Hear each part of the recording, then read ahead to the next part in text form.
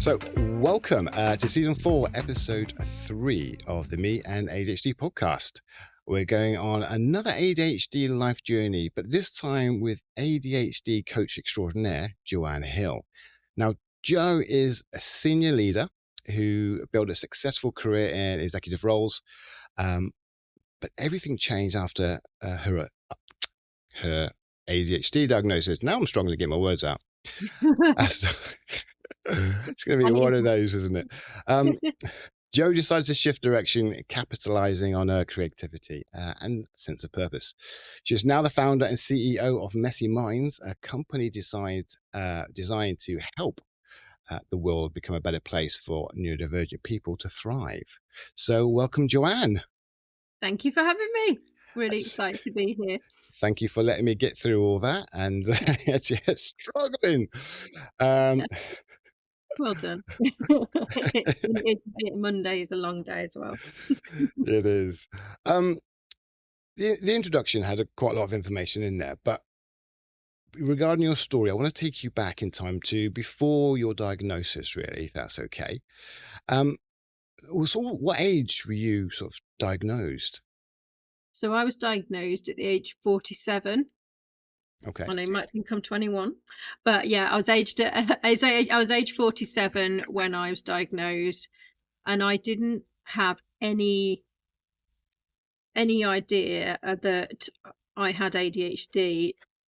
In the past, I've taught children with ADHD, particularly boys, and so I knew the kind of signs with them, like running around, like hyperactive and stuff like that. But when I realized through educating myself on Instagram Reels, by the way, nothing more scientific than that, when I started watching it and then my algorithm was getting more and more information in these very, very small, tolerable like hits, I thought, this is a bit close to home, all of the stuff. So yeah, that I was age 47. 47. Okay, so yeah, I was 51. Okay. Wow. Yeah, so It's a long time, isn't it? Yeah, I know, absolutely. So with that, how was it for you though? I mean, when you go through life, I know you can get diagnosed at age around 6, but going through life with the struggles and everything, and you get diagnosed later on, how was it for you before that?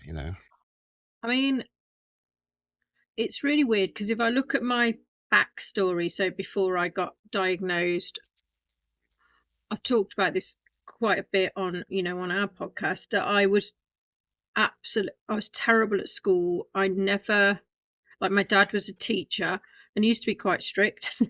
And I think I kind of broke him actually at the end. But we used to go, I wasn't so bad. I didn't think I was so bad at like junior school, but recently my mum, I said, can you try and find some old school reports? And she found a school report, from junior school, and it basically said Joanne is can be slow to do her work. I thought, all right. So I thought I was all right at junior school, but clearly I wasn't really nailing it as much as I thought. But when I got to secondary school, I really struggled with all the different lessons, all the different classrooms, all the different homework. I just kind of like, I was just overwhelmed by it all, and I didn't know why. But school just became a bit of a joke, to be honest. I used to be in trouble for disrupting the class. I used to be constantly joking and messing about. I used to do everything I could just to do as little as I could at school, because I just couldn't take in like all the verbal information, but obviously I didn't know why at the time. I remember getting in trouble for not reading a book. Remember a book called Of Mice and Men, which probably we've all had to endure at school. And I remember we had to read this book in English, and I would open the book and I would just be reading the first page, and like not a single word of it went in because it was so boring. I was like, I just couldn't get into it. So I didn't read the book. I read the page on the back of the book that gave you a summary, and I thought that would be enough to obviously get me through my English exam. Clearly it wasn't.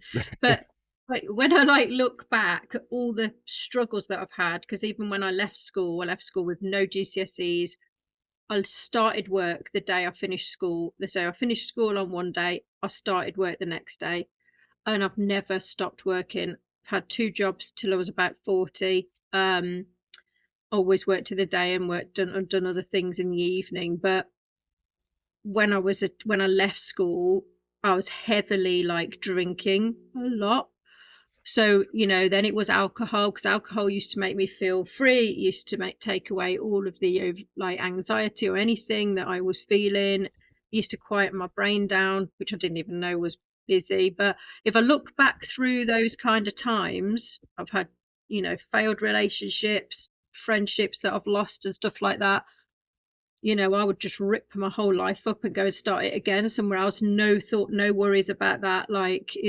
But when I look back at those patterns before my diagnosis, and then when I had my diagnosis, I thought, oh, I've got answers for all of those 47 years now as to why I was doing things.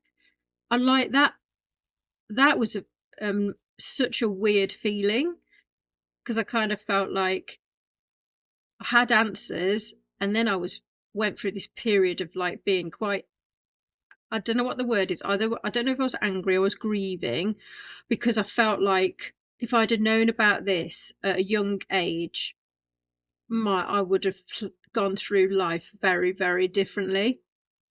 I don't know whether you felt like that. I with the grieving part of it, I think I've either missed it or I haven't got there yet. It's been nearly 3 years now, but I went straight into this euphoric bubble, as I say, because I was so happy that now my life has made sense. Mm, Um, Trying to explain why I struggled in certain ways was just it was impossible, because there were no words for it. no. Nothing made sense. But when I was told that, and you do the research as you do, I'm like, oh my God, yeah, that's me to a T. Just now I know why. And yeah, so this euphoric bubble, I'm still in. I'm so happy that I know the answers. It's not about the diagnosis. I don't want this. No. It's not fun for me. I don't like it. Mhm. I want it gone for me. However, knowing about it has given me an understanding of my life. And that for me is the most important part. I can work with it.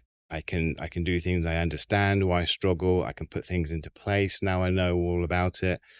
And that's what's helping me now. So Mm. I don't know, like, whether you felt that it was when I had my diagnosis, I was going through that all of that you've just talked about, but at the same time, when you talk to people about it, the immediate response is, "Oh, why did you want a label?" And I'd be like, "Oh my gosh, like, what other thing would someone go for a diagnosis for, and then someone say that?" Like, I don't know.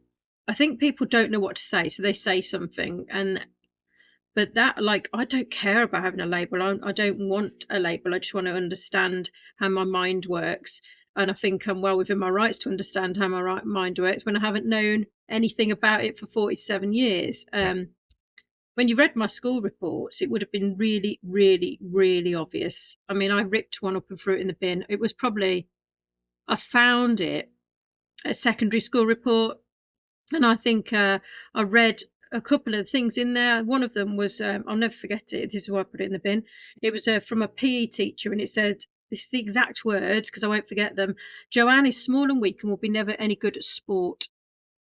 All right, like, thank you for that.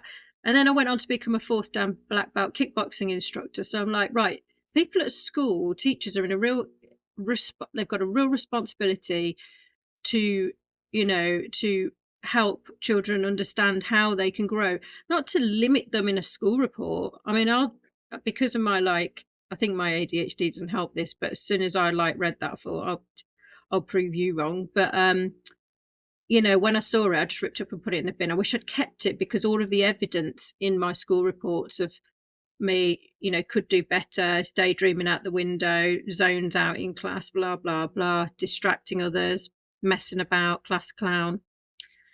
I went to an all girls school, so it was probably no small when you're a class clown. There's no lads in the class to like to water down me. But yeah, when you look back and you see that, but then how people react to your diagnosis is then another part of the diagnosis in itself. So you're trying to deal with it yourself, and then you're trying to deal with other people with their view on, oh, everyone's being diagnosed now, or why do you want to label a blood? Whatever it is, people seem to say exactly the wrong thing that just make you flashed up and you think, I can't believe you said that.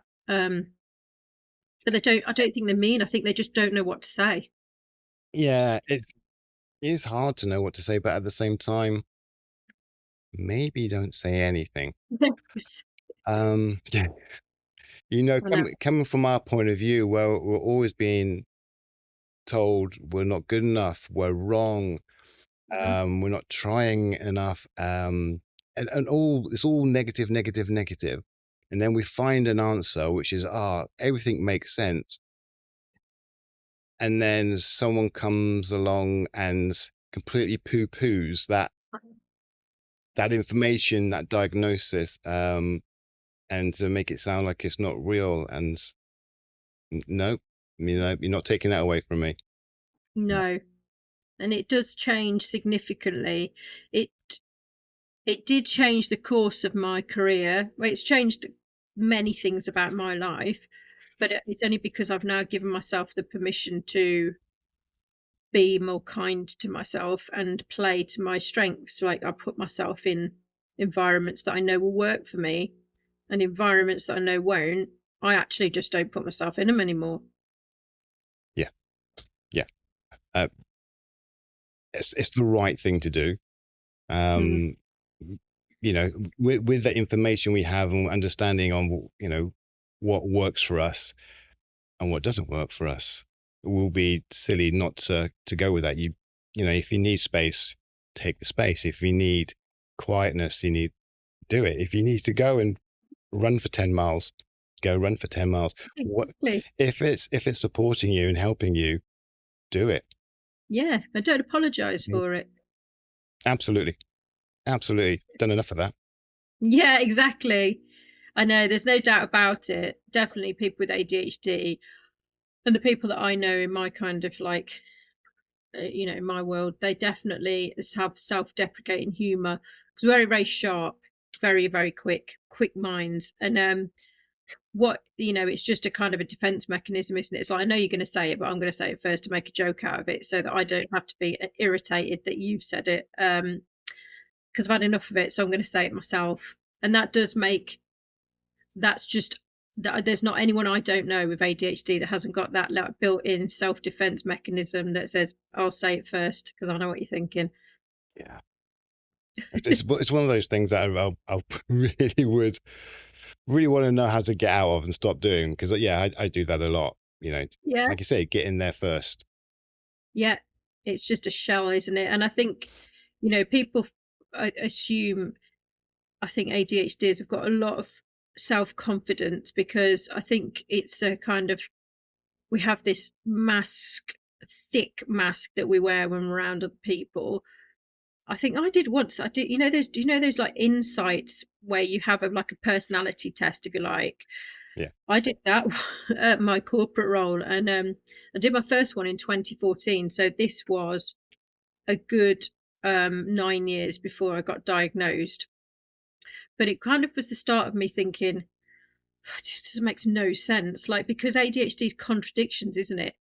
It's so contradictive. But I did this test and it came out and it was like, Joanne is a life and soul of the party, blah, blah, blah. She loves parties, loves this, right? I thought, no, I don't. I couldn't think of anything worse. But like, I like to be around people because I get my energy from people. So I'm not a self motivator. I need that urgency. I need people around me. But I've had enough of that. And then I need my own space. Well, this insights report made no sense because it was going, I'm an extrovert. However, I love parties. I don't know. I'm an extrovert at work. I am very outward because of the my kickboxing business. I was an instructor. I was like an entertainer, if you like, of people. But then I need to be on my own, and I just need to be. scrolling on my reels and rotting in bed or something. But I didn't need to be coming home from work and going out to a party or having big dinner parties. I won't do it. It's one of those things that people don't quite understand, where you can do something, you can mask and you can put it on, you can put on the show, um, but it comes at a cost. It Yeah, it it does come does. at a cost, and like I said, I would do that. I used to work in the fitness industry. I used to take classes and things like that. I used to be yay, yay, yay. Yeah. Then afterwards, I am just exhausted, and I just want to be left alone. I just want to be on my own, because I just can't Yeah. handle any more of that, because it's not really me. That'd be Yeah. funny if it was me and I was like that and I wanted to be like that and I could cope with being like that, but no, I'm not.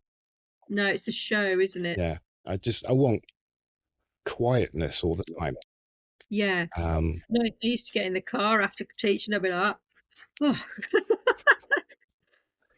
it's, yeah, it's exhausting. Sorry if you can hear the dog drinking, by the way. That's what that noise do you know is. what? I was thinking to myself, I'm having so much issues with the audio here, and I'm thinking that's another thing. I'd like, what's going on with my audio? But it's What's dog. that? What's water? That's okay. That's fine.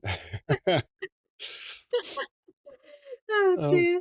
Oh yeah. it's Yeah. yeah. Like I say, there's many things. It's really quite hard to to explain to people, and that's one of them. The cost of what we, what we go through. Excuse Mm. me.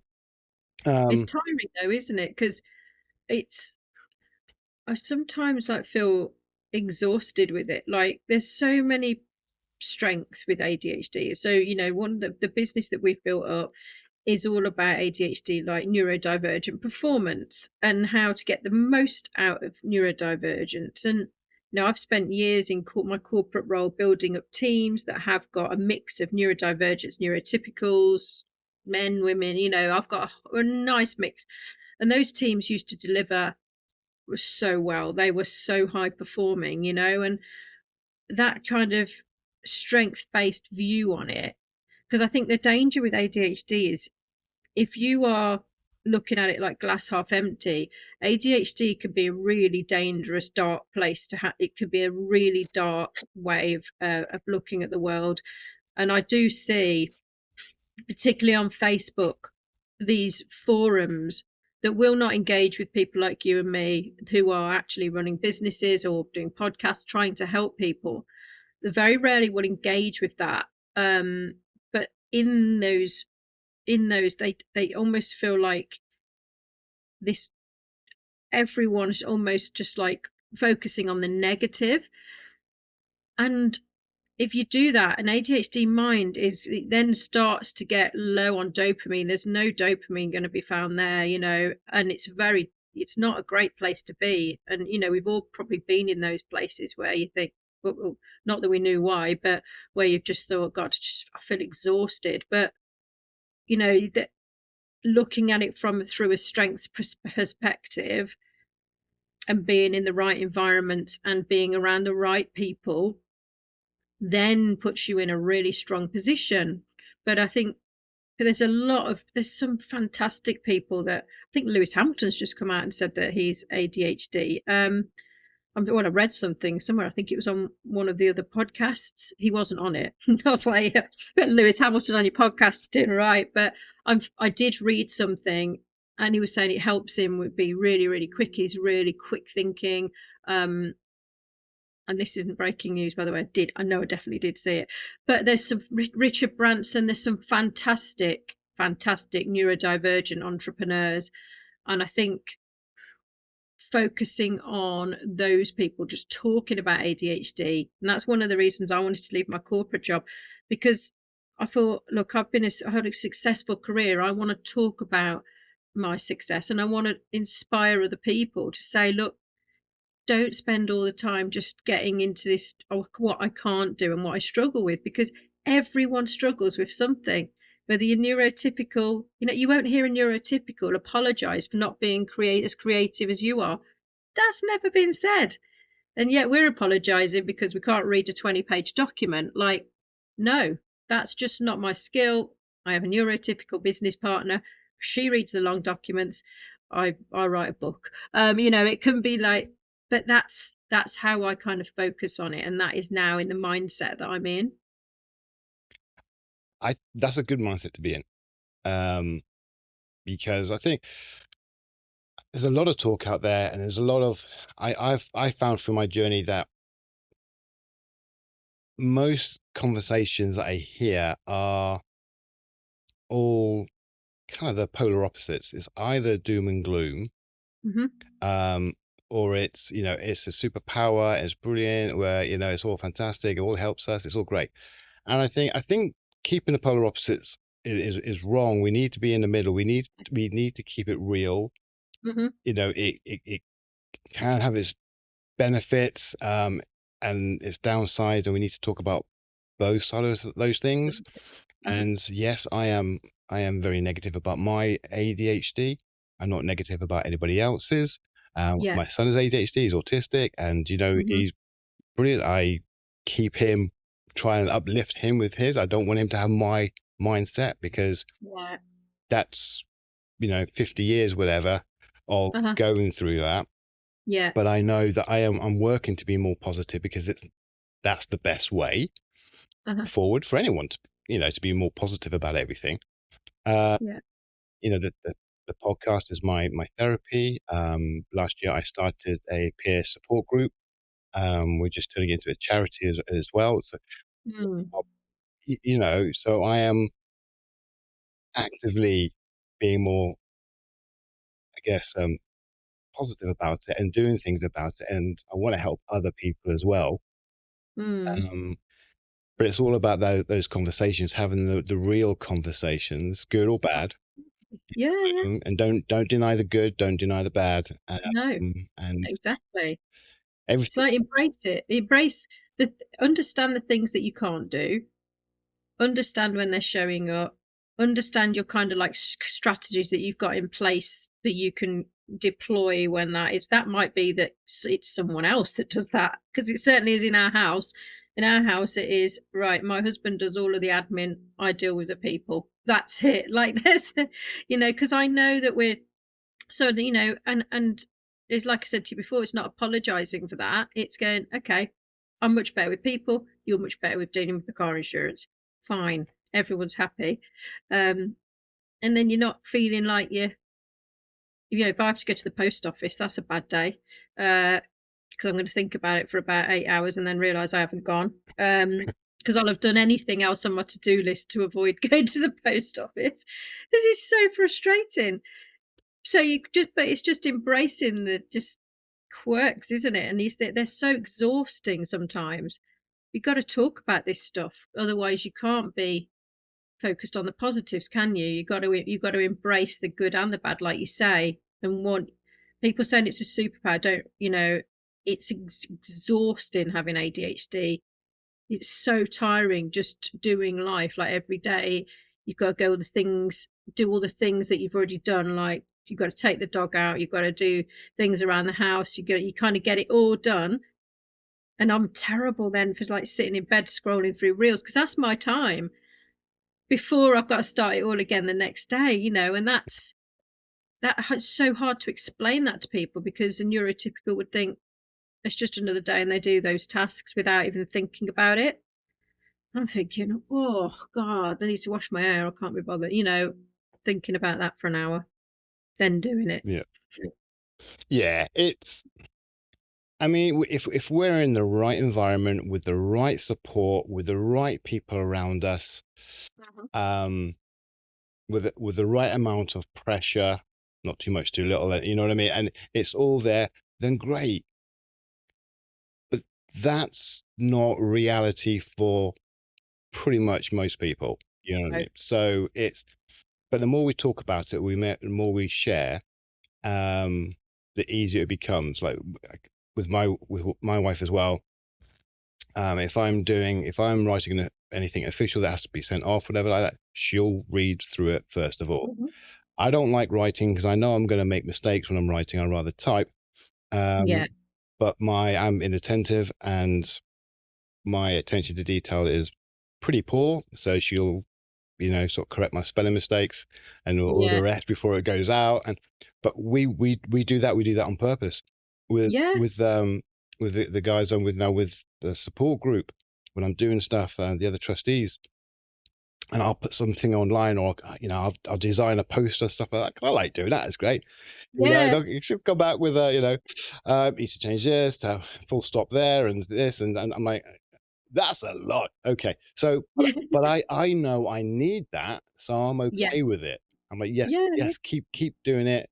So you understand that I need that, and I understand that I need it as well. And when you work it that way, it becomes easier. It's not embarrassing. It's not an issue. It's not, I feel okay about it, Yeah. because they feel okay about it as well. Mhm. So It's about understanding, yeah, isn't it? And I think like, it's what me and you've both had a long existence before we understood properly.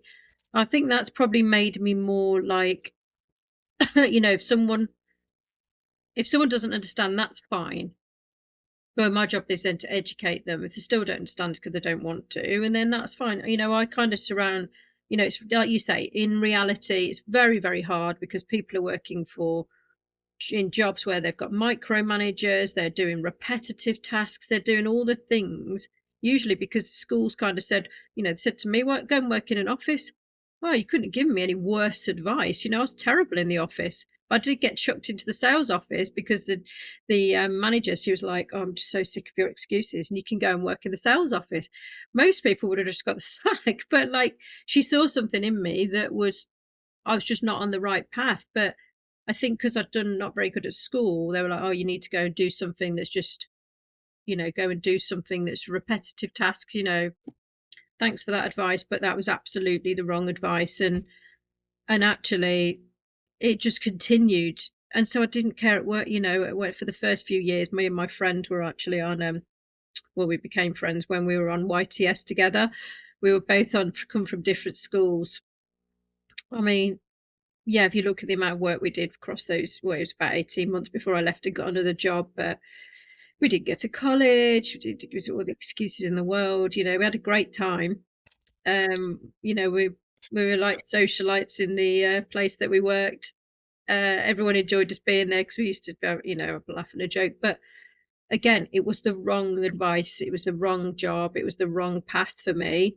And it just took me a bit of time, not knowing I had ADHD, to find the right path. And the most successful roles that I've done have been big leadership roles because I've got a big picture thinking. I'm good at strategy. I'm good at those, like, I don't want the detail of anything, but I can understand how everything fits together. I can understand how to get the best out of people, the teams, and those have been the most successful roles. Didn't care what the team did. Didn't matter whether I knew anything about it or not because my brain works at very high level.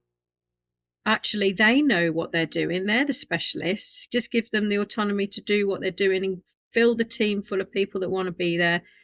Have some fun while you're doing it. And it's amazing. It's a very, very simple way of building teams. But they were the most successful roles where there was people involved. okay.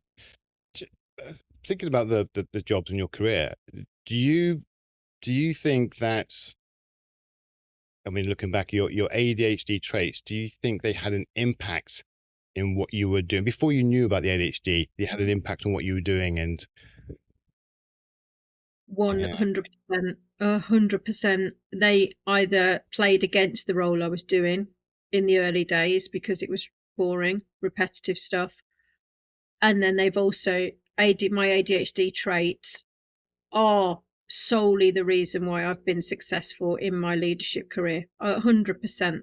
The problem solving, the people, the empathy, the being able to kind of interview and recruit people with, being able to understand and get a sense of people. It's a massive, if you can use it in the right environment, is a gift. You're gifted at certain things. And I didn't really understand that till I got my diagnosis and learned more about it. And I thought, yeah, I have been successful because of my ADHD in those roles. my sales, I can build relationships really easily.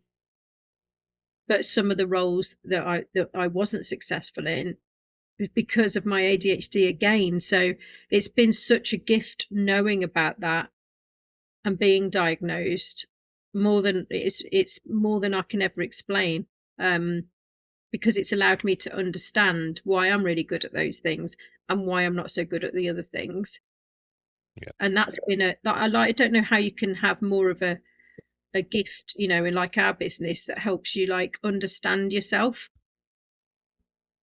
It's knowledge is key for me. It's like the number one factor. The more you know about diagnosis or no diagnosis, if you know why, you can put things into place. You can counteract things. You can support yourself or ask for the correct support and have an understanding and a better, I guess, idea of expectations as well.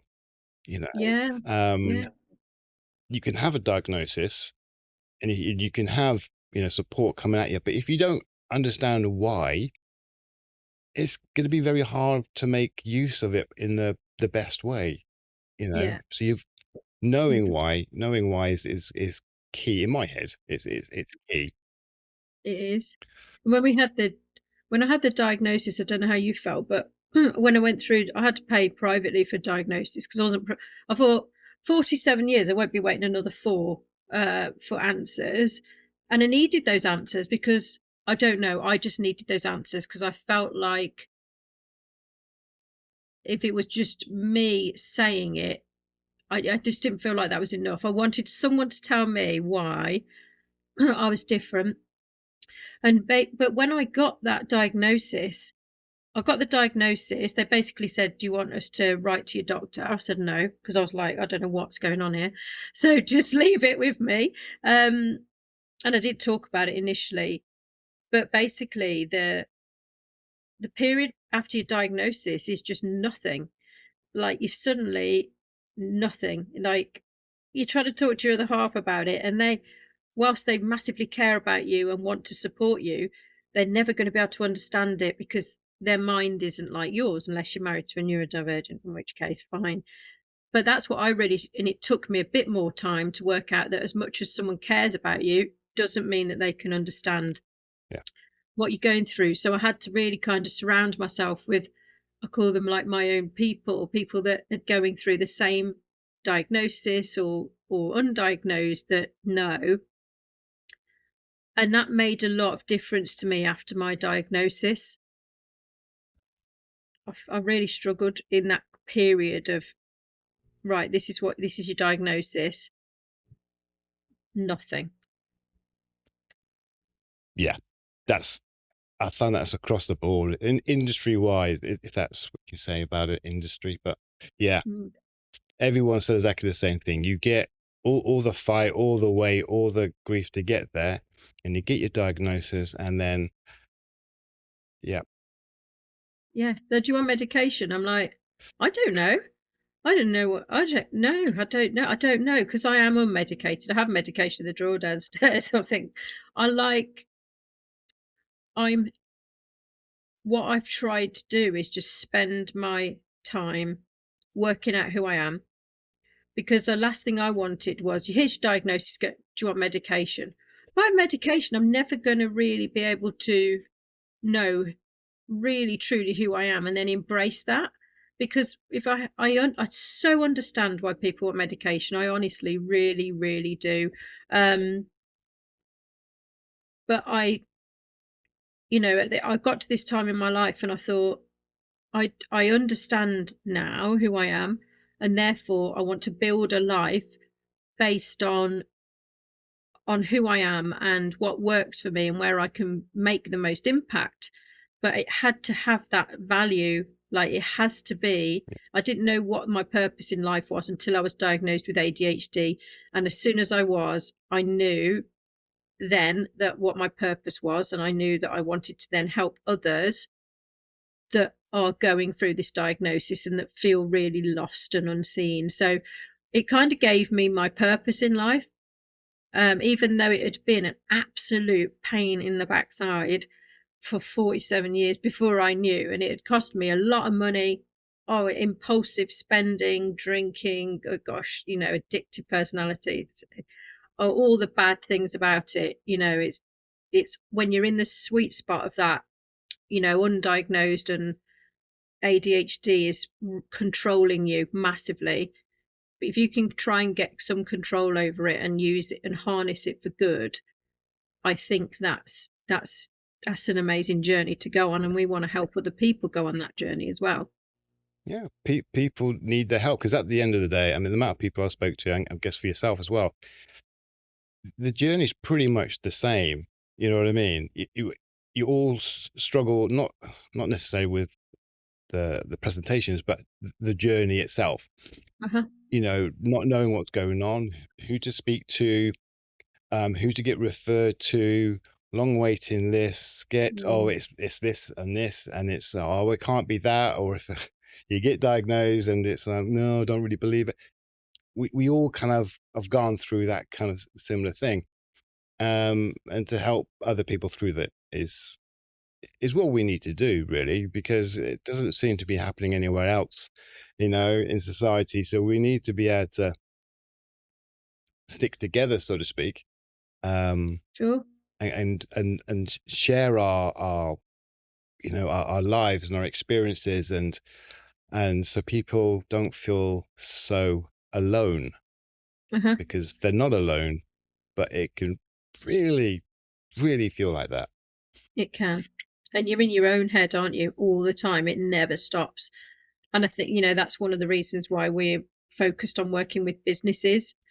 We're focused massively with businesses at the moment, both on their employees and their clients, and how to create an environment where you can understand your workforce, you can understand the talent in there. People are in the wrong roles, but you need to understand more about it, and you need to embrace it. You cannot have a tick box culture and get the maximum performance out of your business. But we have huge, AI is taking over a lot of the repetitive tasks. So if a task is repetitive, it means it can be automated, in which case a lot of the jobs, the more repetitive jobs, are actually being replaced by AI in many businesses. So that businesses are going to need to embrace their neurodivergence, because we need that creativity and the innovation and the problem solving, because AI can't do that.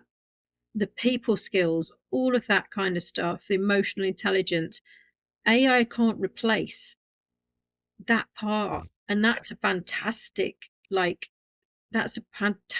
positive message for neurodivergence. But businesses have got to open their mind to it, and they've got to understand it more, how they can capitalize on those strengths, and therefore make their people feel like they're succeeding, and understand where they're in jobs where they're just surviving or not surviving, and they're in performance plans. um it's really hard, like you say. People with neurodivergent children, we're refusing to go to school. I don't blame them. I hated school. School's not for neurodivergent children. It's for neurotypicals. It's a rough, rough place for, yeah, for a neurodivergent kid, and especially if you're very obvious, I guess, presentations, um, because they don't understand well, at that age, the children don't really understand, but the teachers and all that don't understand either, or don't No, care. no, I haven't got time. They're not, even the ones that really want to help, the curriculum, the ones that where they've taken a group of children, but they're still being forced to teach the same curriculum to kids that just, can't take it. They're just not going to learn through doing. But I used to teach kickboxing, and I used to go into a secondary school for Arts Week. It was called Performing Arts Week, and they'd have different like arts, whether that was like dancing, capoeira, kickboxing, whatever. They used to have all these different things. They're brilliant. And we used to go in for the week. I used to go in. I would get all the boys from a secondary school throughout the week. By the end of the week, I was so exhausted. Oh, God. But I used to get all the boys, and at the start of every class, the teacher would come in and say, right, these two, be a nightmare. Just give us a shout if you need them moving out of the class, right? So I just used to take absolutely no notice of that. But those two kids, I can guarantee you, were absolutely fantastic in my class because it was something different, it was something new, they were interested in it, they enjoyed it because we made it fun.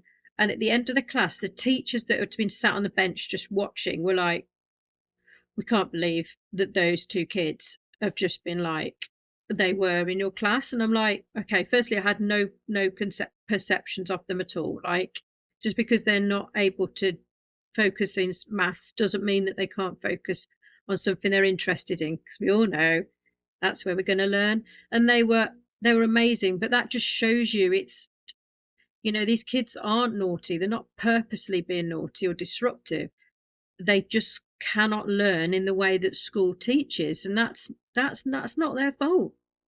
Yeah, it's not at all. It's not at all.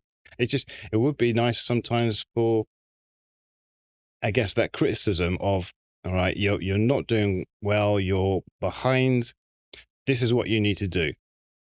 That's what you kind of get, Yeah, but you don't really get the, why do you feel you're struggling? What can we do to help you, um, be it on this subject or on this task? yeah, What do you yeah, think we can do to make it easier for you to join in and to take part? You know, yeah. we that's what we need, some, so you can have some feedback, or they can have some feedback from the people that are trying to teach. So kids and young adults can say, look, I'm struggling because you're talking so much. I can't focus on all the words you're saying.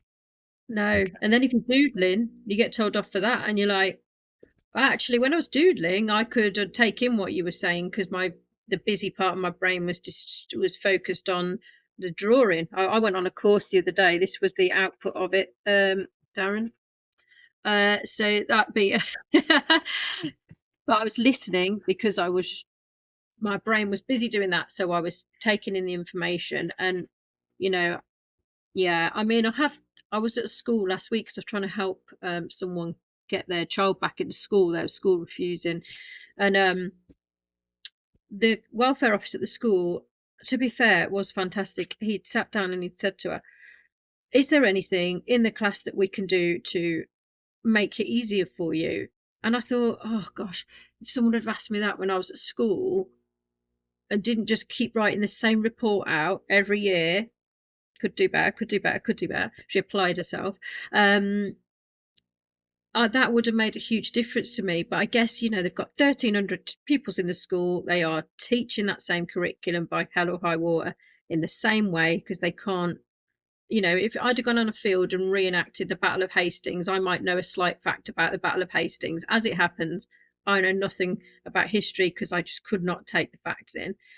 Now, if you'd gone out and done something practical, then I would have retained that information. But just sitting in a classroom with constant information to absorb, I was never going to learn it. And then into a next classroom to a load more information. I'm like, then do your homework, and you weren't listening. All right, I haven't done the homework. And it's just a cycle, isn't it? Yeah, it is. It is. And it's not something you can just grow out of.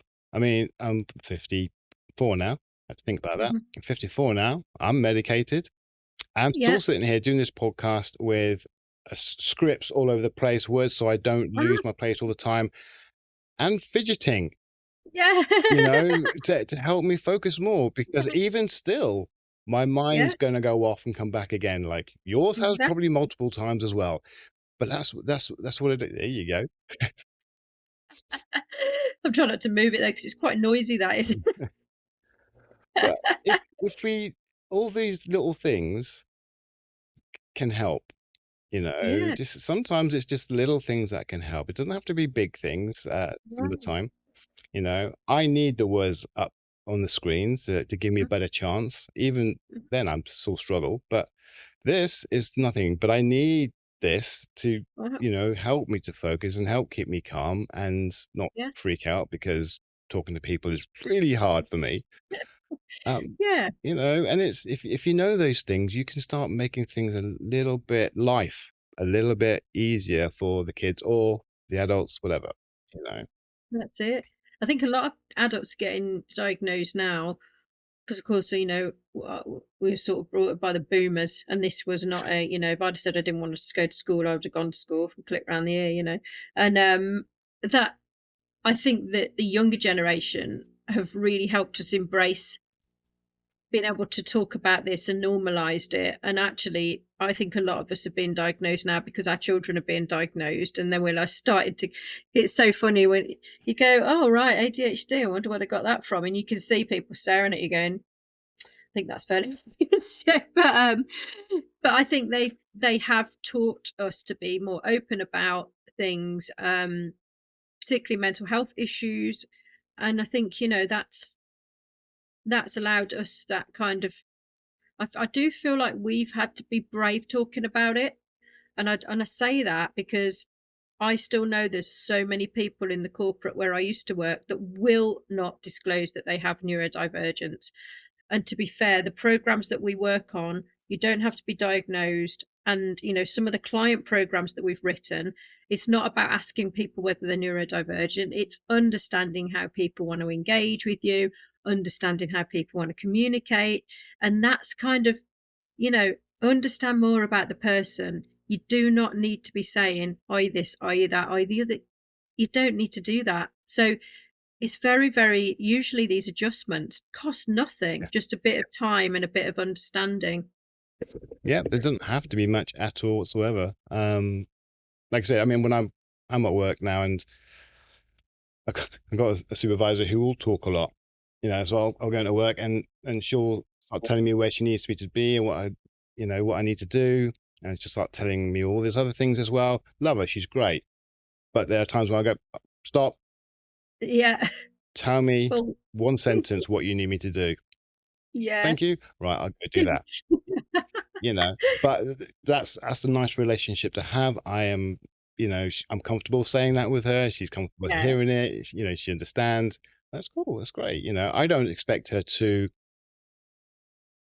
give a massive speech to everybody else, but then look at me and just go one liner and remember that all Yeah. the time. I don't. I Yeah. be able to have that sort of relationship where you can say, just slow it down, or just break it down a little bit for me so I can, you know, listen to what you're saying. I can crack on with it, and then I'll come back and you can tell me the next thing to do.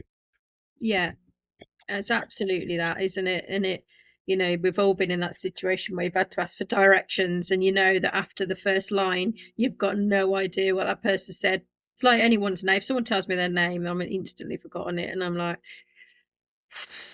hey, Teams calls are a savior because they've got your name across the screen. I'm like, yeah, perfect. But it is so hard. Just the short. I think one of the most frustrating things I find about ADHD is having a short-term working memory. It really, I mean, even downstairs earlier before I came on this call, I was trying to. I think I was like, what was I doing? I put the tap on to fill the dog bowl up.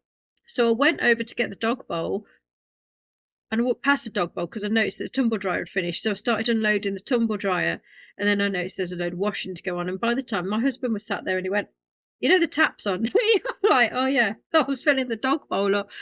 It's just like a sequence of things. I kind of work on a rotation of things when it comes to like house admin, and they all get done. But I'm kind of like, I don't know, it's like a circuit and a rotation of things that I'm just kind of half done, and then I get to them. They always get finished, but I mean, I don't know how, but they're never in the order. I've never filled the dog bowl up and then gone, right, I've done that job. What next? Absolutely not. Because I'm just to maximum efficiency, isn't it? I'm like, when I'm over here, I'll do that because otherwise I've got to walk back to do that. No, yeah. Meanwhile, I mean, it's think of it as breaking it down to small chunks.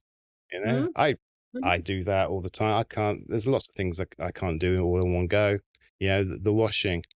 I'll get the washing basket. I'll take out of the bedroom. I'll put it at the top of the stairs. I'll put it on the top of the stairs because when I go down there, I know I'm not going to climb over it. I'm going to pick it up and take it down with me.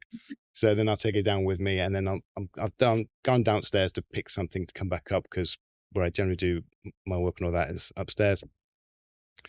And then the next time I'll go down, I'll put the washing in. yeah, So it's just broken down. So it might take me all day to do one load of washing, but it will be done. yeah, It's the same with the washing up. I run the water first and put stuff in there to soak for like 3 hours. And then when you go around to that rotation, get in there again, oh, okay, whatever's in there, I'll wash it up, put it out there to dry, and I put everything else in there and soak for another 2 or 3 hours. And Uh-huh. but it gets done, and it It works. yeah, You it can works. So explain it before. why change it? Why beat yourself up about Yeah. it? It's not affecting anybody else. No, It gets done. I'm the person who does no. it.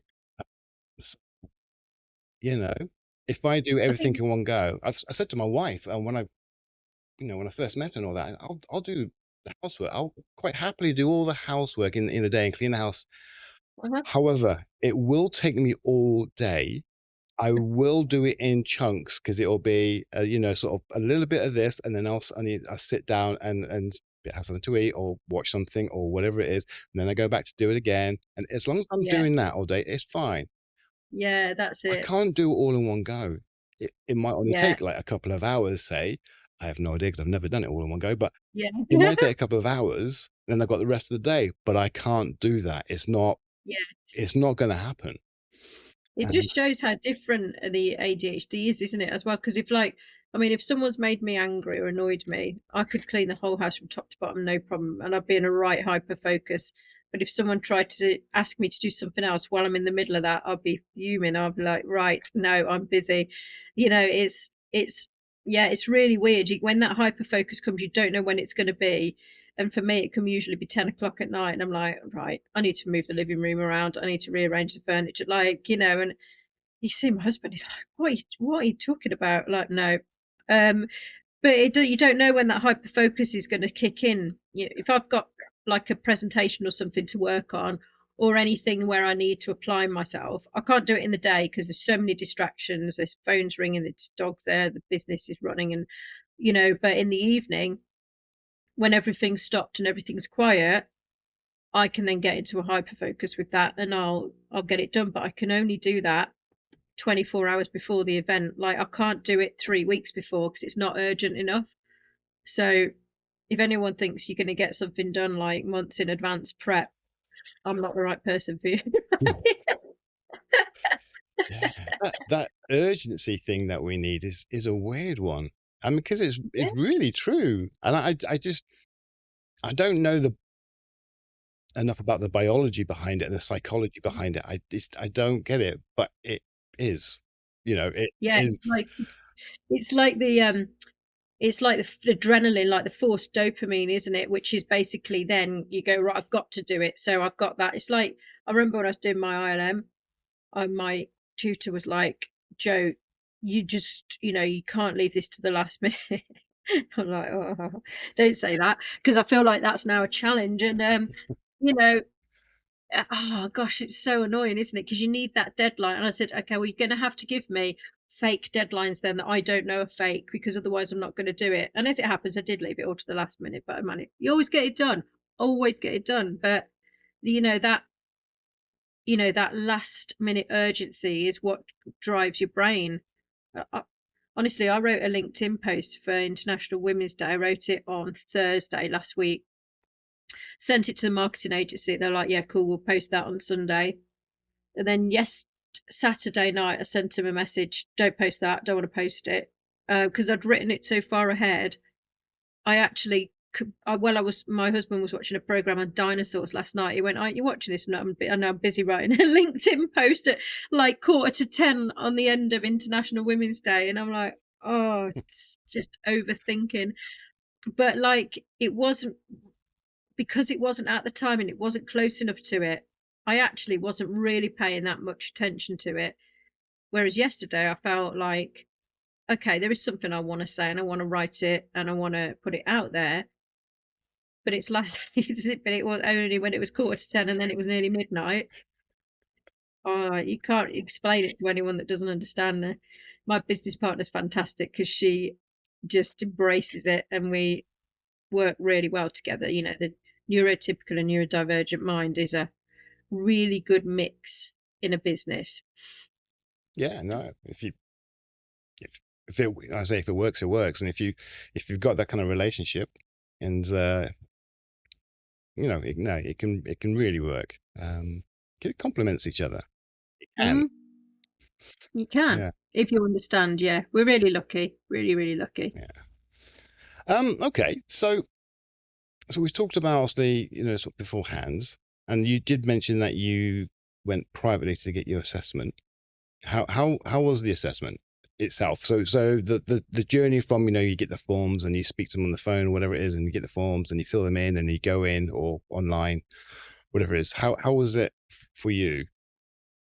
Um, well, when I had mine in London, so I was down there for work, and I thought, right, I'll go and do it. I think it was Berkeley psychiatrist, and it was just really weird. Like, I felt like I didn't want to do it. I felt like I was just not going to turn up. If I hadn't paid for it, I probably wouldn't. I'd done the questionnaires. I'd given one of them to someone that I worked with who worked for me. And he used to be in a support role supporting me. And I thought actually that was a really good, someone that sees me every day doing things at work. So he'd filled one in and I said, be completely honest.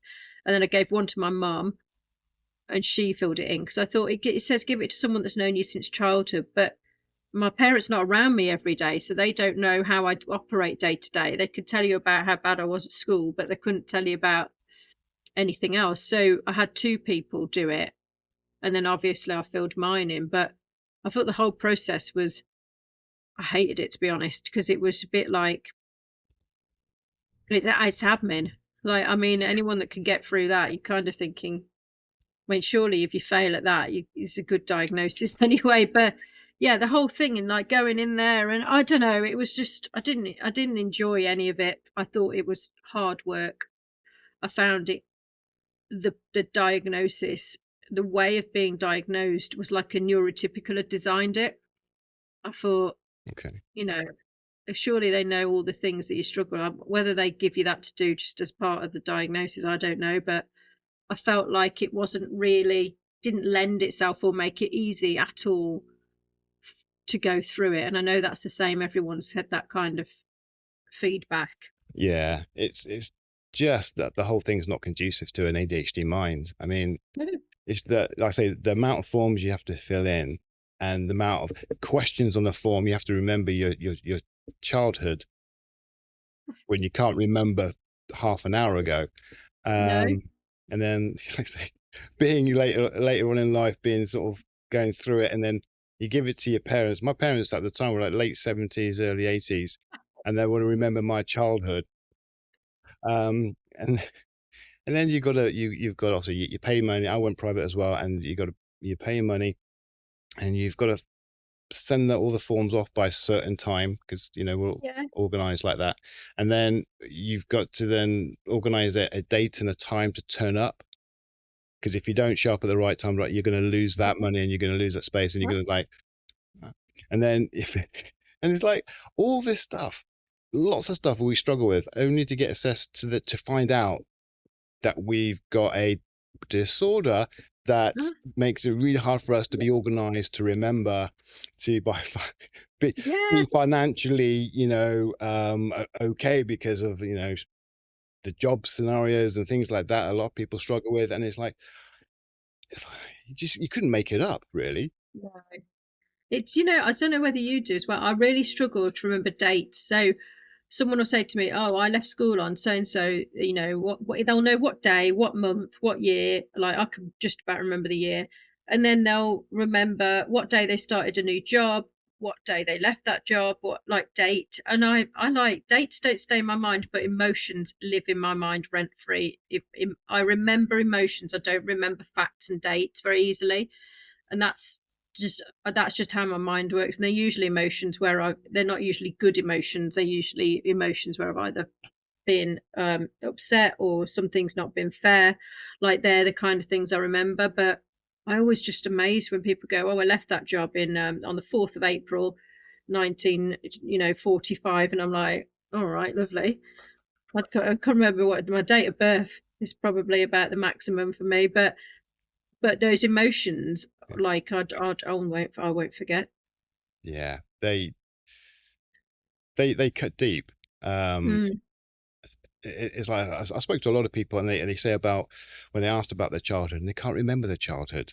You know, Mm, it's just a blur. And I'm like, you know, it's fair enough. I remember a lot of my childhood, but when I look back and when I did the forms, you're right. I remember all the negative things. I remember how I felt in class. I remember how I right. felt not being able to do the homework, not how I, you know, when the teacher asks a question or tells you what to do in class, and I'm sitting there looking at other people next to me, and to them, it looks like I'm trying to copy off them. Absolutely. Yeah, Yeah. I know how I felt when I felt that they were thinking that, and all I was trying to do is trying to work out what we're meant to be doing because I had no clue what lesson we're in, let alone what we're meant to be doing. No. I remember all those things Uh-huh. really, really quite well. Um, but all the happy things, I, I know there's happy times, and I had a happy childhood. My family really close. Mm, I know all that, but the negative things, um, especially with the education, yeah, like I say, lives yeah. rent free. It's there. It's in control of that's the things that I'm never going to forget. Yeah. Yeah. I think that's what's kind of with my diagnosis spurred me on to not really worry what people think. And that's made a big difference to me. That doesn't mean I'm going to be going out being an idiot. Do you know what I mean? I'm not talking about like I'm going to be treating people in any other way, but I am not worried what people think about when I talk to people about my neurodivergence. I don't care that if people think there's a stigma attached to it. I am not interested in that. And I think getting to that mindset has really like made such a huge difference because people that won't talk about it, well, that's silly, isn't it? Because some people, if you're in a great position, if you're in a really successful position, people need to hear from you. If you've got ADHD, businesses need to understand that there's really successful people that are neurodivergent in those businesses. So not talking about it is really not helping either you or anyone else in that situation. Same if you're struggling. Yeah, people are more likely talk about it if they're struggling because they want to talk about the reason why they're struggling. And I understand that 100%. Talk about it. But there's people that are doing well and are, and other people that are struggling might look at them and go, right, what are you doing that I can then look to do, or I can kind of strive to do, or what kind of job are you doing that's using your kind of strengths, and why, am I in a role that's not? We all can all help each other, can't we? And there needs to be more of that. But as a result, I'm kind of doing what I'm doing, and if people don't like it, that's fine. Don't engage with it. Yeah, yeah. I'm very, very similar. Beforehand, I'm not into talking. I struggle with my words. My medication helps, but when medication wears off, it all comes back. I struggle to find words, and my speech is generally a lot more. I'm doing it now. It's broken, I guess. Yeah, Um, and so I kind of shy away from conversations. You know, I don't surround myself with a lot of people, and that's why I have all the scripts up and things like that. So just help me with prompting with words and everything. yeah, yeah, And and then I was suffering a lot. You go to your GP, and just like a lot of people, got diagnosed with um, depression, anxiety, and all that, and none of it made sense. But I couldn't speak about those things.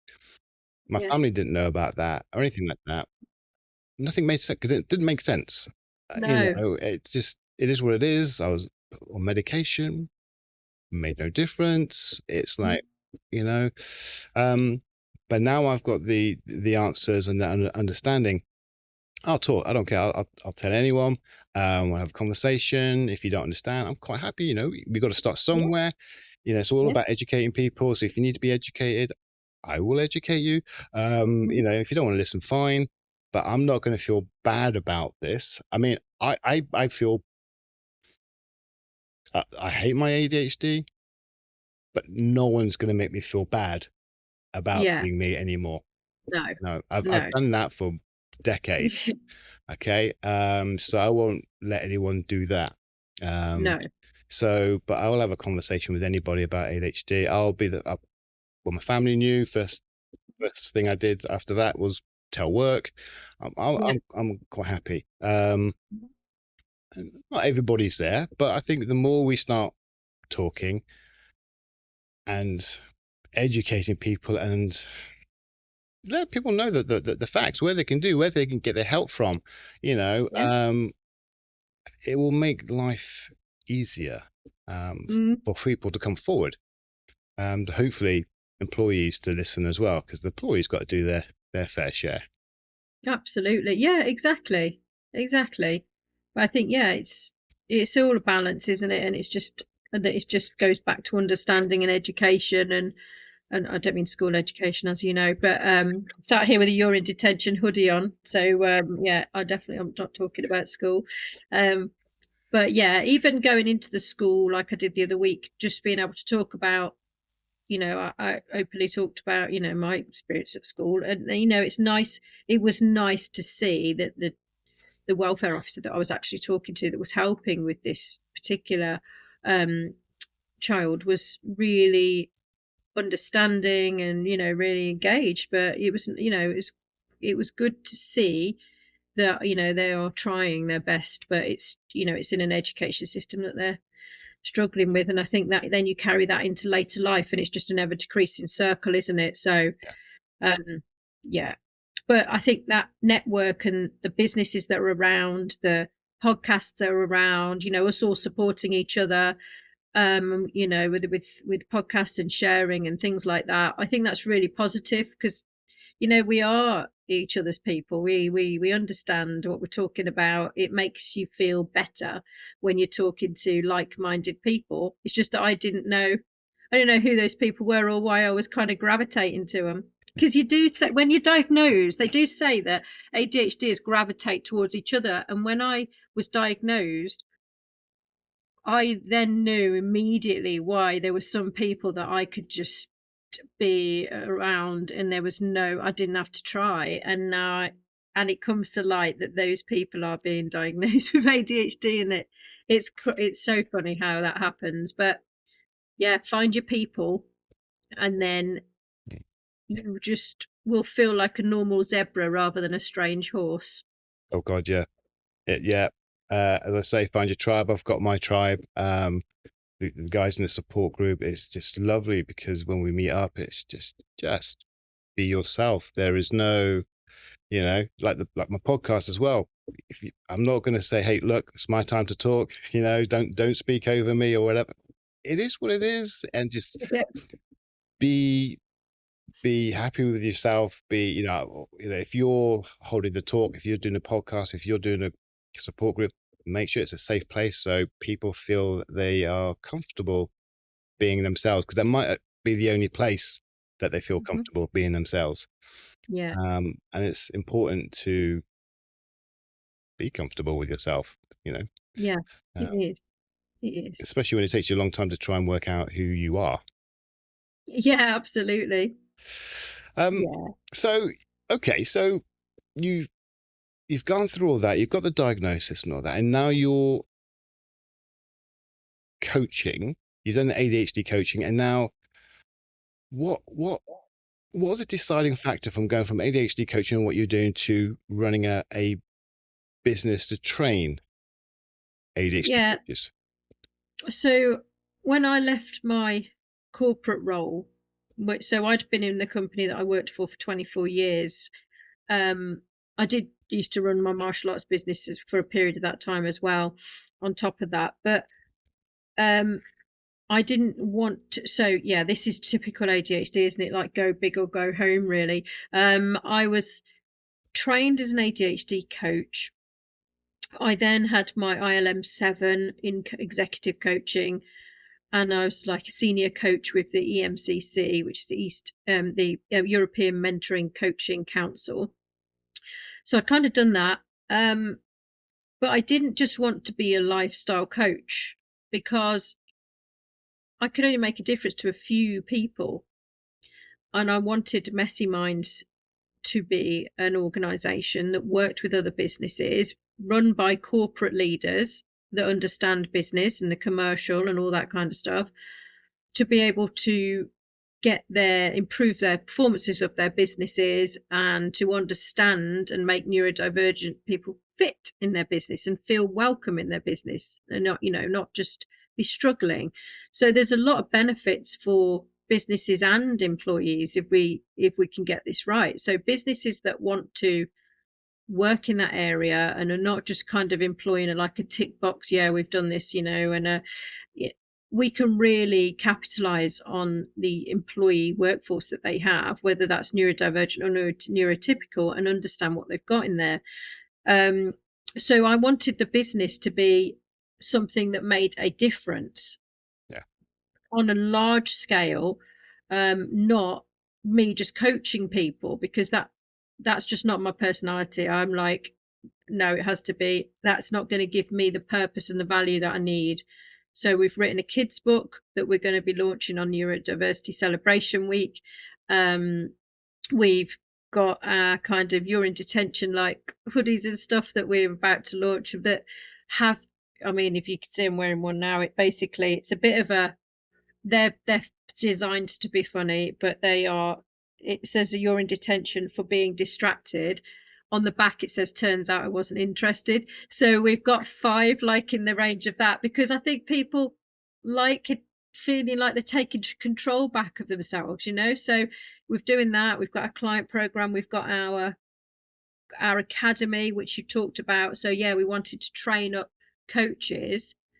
I do coach a couple of people, but I don't take on any more than 2 at a time, because I'm running a business and I want to run the business.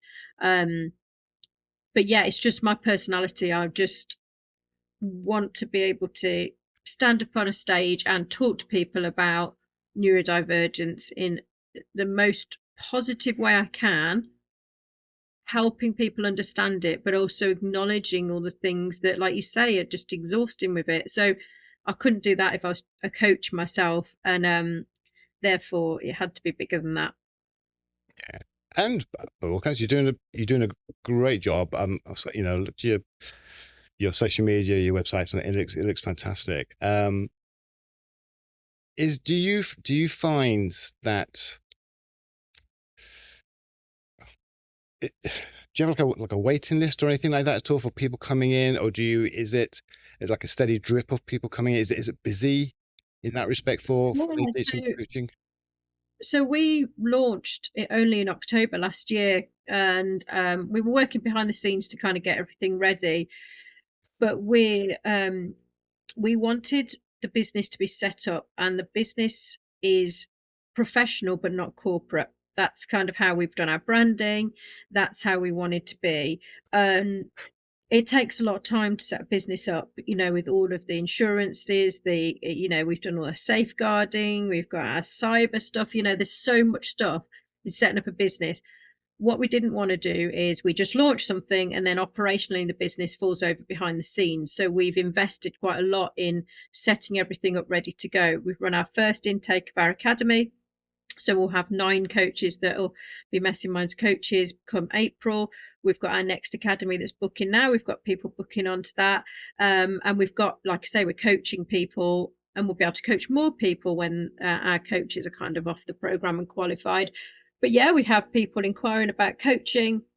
We're just now going out to businesses to talk to them about whether they would like us to train up in-house neurodivergent coaches so that their leaders become neurodivergent coaches themselves and therefore understand what's in their team and how to support them better. So we've just started our marketing campaign for that last week, and we've already had some interest in that. Good. Because if you understand the business and you're in the business and you're a leader, well, actually it's a really good addition to be able to understand neurodivergence and coach them through a program of helping them understand themselves, which is what our coaching program is all about. If you're a recruitment team, why would you not be understanding how to onboard neurodivergent talent? So yes, we expect, once our client program launches as well, because we're from regulated industry of all places, the rock and roll fields of financial services is where we hung out for 24 years. And don't ask me how I got into that industry, it's accidental. But we understand regulation and how advisors can deal with clients in a better way, and understanding neurodivergence without asking, do you have ADHD or autism? I mean, come on, no one's going to be talking about it. So yeah, we're just kind of getting going, and we're really happy with where we are. We also support the Brain charity. You've probably seen, our first intake, we donated £100 for every person that went on our academy to the Brain charity, because we wanted to link with a charity. We're really, really passionate about our business being a giving back business with philanthropic elements to it. So we chose the Brain charity, and they very much agreed to work with us. And we basically raised £900 for them on our first intake, and they're fantastic. That's They're a awesome. fantastic charity. Yeah. No, that's really good. That's it's kind of like putting back. You know what I mean? It's all Yeah. giving back. So yeah, that's a good Yeah. thing to do. Yeah, they work with neurodivergence. They work with I think 600 neurological conditions. Neurodivergence is obviously sitting squarely in there as well.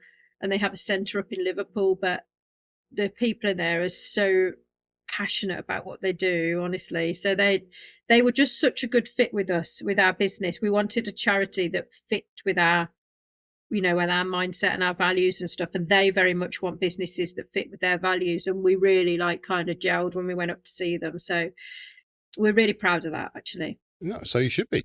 Absolutely. Okay, so coaching itself, what does it entail? What is an ADHD coach? Is it the same as like got therapists and all that as well? Is it the same sort of thing, or is it different? Yeah, coaching is very different from therapy or counseling, and coaching is all about helping someone to look forward and how they move forward.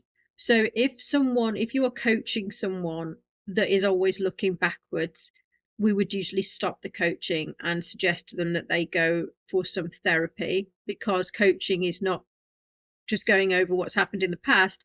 Coaching is about understanding where you are. We might talk about the past, but how you move forward. So there's a real difference in that.